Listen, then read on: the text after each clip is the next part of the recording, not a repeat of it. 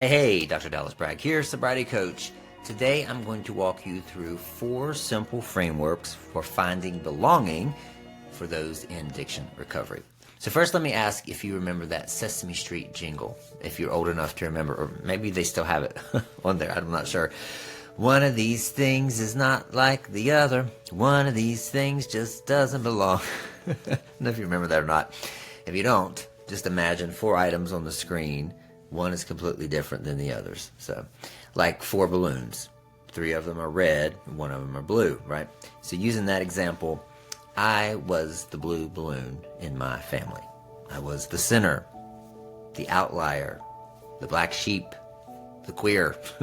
I believed from an early age that I did not belong. And that belief became what's known in the psychology field as an exclusion schema, or also known as a social isolation schema. You can look that up if you like, but basically, when one carries a schema, it filters the lens through which one views the world, their situations, and how they respond and react to outward stimuli. So if this sounds familiar to you, and my situation sounds familiar to you, I want you to know that I do help gay men recover from crystal meth addiction through my one-on-one coaching program called Recovery Alchemy. If you're interested in breaking free from the grips of Tina, click the link in the description to apply for my next slots. I open 2 slots for clients per month. So, back to schema. What does that look like? This means that 2 people can have the same experience but interpret it very differently. So here's an example.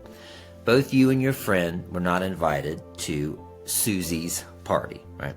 You interpret it as, Susie doesn't like me and no one wants me around.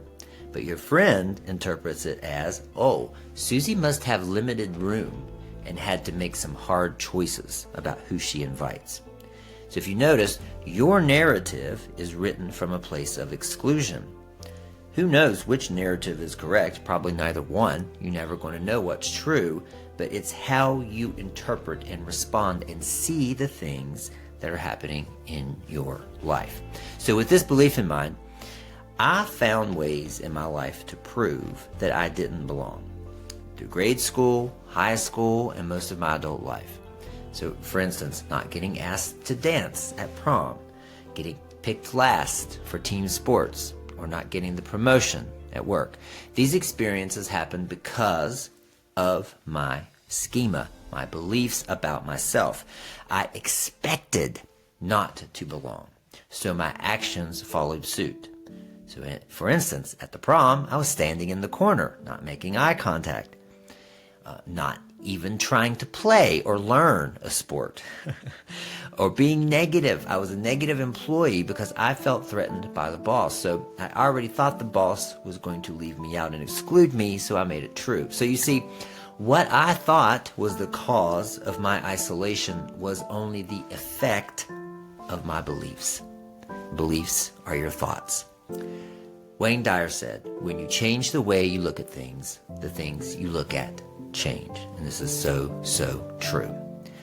Believing that I was excluded landed me eventually right into the living room of the guy who showed me how to smoke meth for the first time. I saw the gay community as an evil group of men who hated me. That was the narrative I held. And I found every way to prove that. I was convinced that the meth community was where I belonged. I seemed to be welcomed with open arms. But guess what? I was wrong. Surprise, surprise, right? So here are 4 simple frameworks for finding belonging for recovering addicts. So as humans, we need to belong. It is fundamental. It's as fundamental as breathing. This is why the ultimate punishment in prison is solitary confinement. Isolation will destroy us because we are essentially social creatures. So you may have heard that phrase, the opposite of addiction is not sobriety, it's connection. To understand belonging is to live a true life of recovery, because true belonging isn't about fitting in or conforming to anybody's expectations. It's about being so much a part of something that you can't not be a part of it. So let's explore this. Let's explore. So, number 1, the shadow side. of belonging. So beware of false belonging. And that's what you often find in the meth community, right? So false belonging is often disguised as the real thing. So cults, dysfunctional families, certain social groups, they can offer a sense of belonging, like your meth crowd, that comes with conditions and punishments for nonconformity. So for instance, in a dysfunctional family, children might become either the scapegoat, they were ostracized for not conforming, or the golden child, which is someone who erases their own identity to fit in with the family. Both situations create a false sense of belonging that can lead to struggles with authenticity and connection later in life. So I know that you feel you've bonded with your meth user buddies. And this is because while you're high on meth, 24 hours with somebody is the equivalent of spending 3 months together. That's just the way it is. You're bonding, you have this high level of dopamine. When we are in trauma bonds with others, it feels familiar and it feels comfortable, and you feel, especially when you're on meth, that you can do anything and be accepted. But honestly, if you don't have the drug, you're not accepted, right? It's easy to feel a sense of belonging. So the condition here is that you use the substance. Without meth, one of these things is not like the other, right? Number 2, authenticity is really the key to belonging and finding your place where you could not to belong. So to find true belonging, we must let our real selves be known.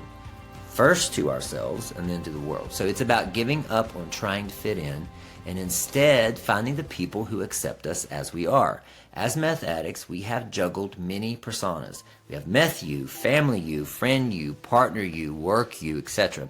This gets exhausting for you. It's called persona fatigue. One of the incentives of using meth is to get some relief from the energy it takes to keep up all these appearances. It's exhausting.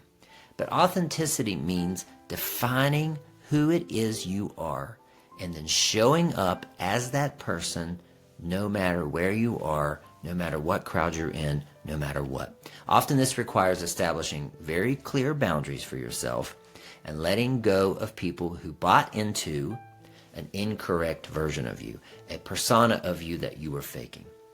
Number 3, the role of self-concept and shame. So if you're struggling with belonging, it may be, probably is, it might be, because you're operating from a place of shame.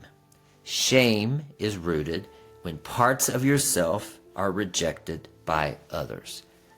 You're too loud, you're too much, you're clumsy, you're not skinny enough. These things about you that were rejected early in life, you actually hate them and separate yourselves from them, and you become ashamed of them. So referring to my introduction, parts of my true self were rejected by my family because I didn't fit the mold that the family created. So I became ashamed.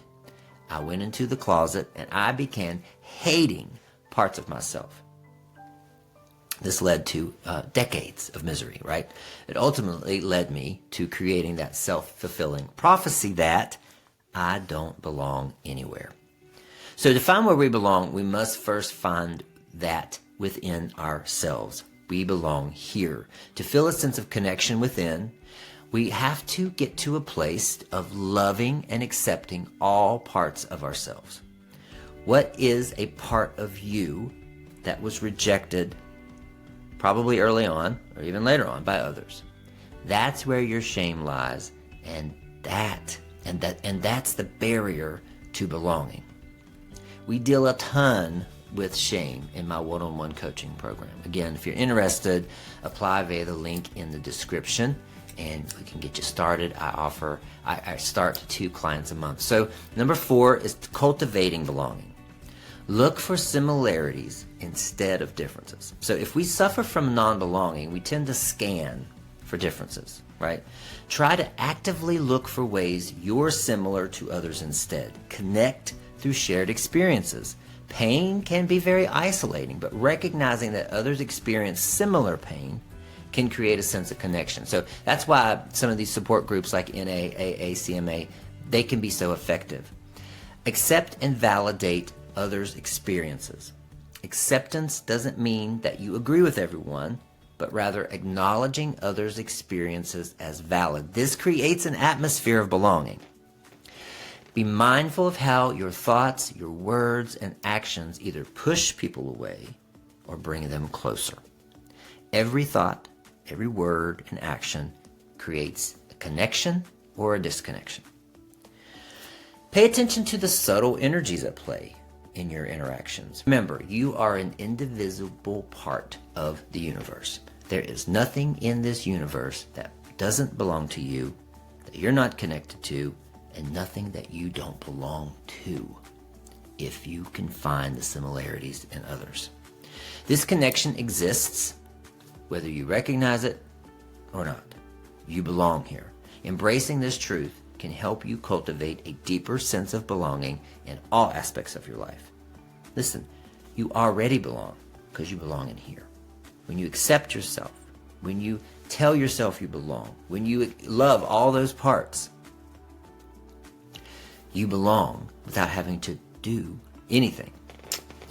Okay, so I'm going to wrap this up with a reflection question. Think about a time when you felt a true sense of belonging. Has it happened?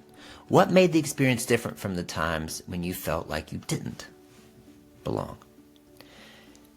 When you answer that question, think about the ways that you're making yourself not belong in your own body.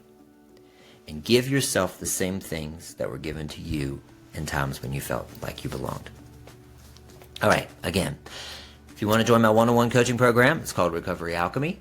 I will spend 6 months with you, one-on-one, in an intense accountability program to get you to break free from crystal meth and live a life that you never dreamed of. For 6 months from now, your life could look totally different. If you're interested, the link's in the description. Apply to get started. All right, that being said, thank you all. If you have more comments or you want to join in the discussion, you have other ways that you have found belonging, tell me in the comments. I'd like to hear it. Otherwise, I'll see you next time.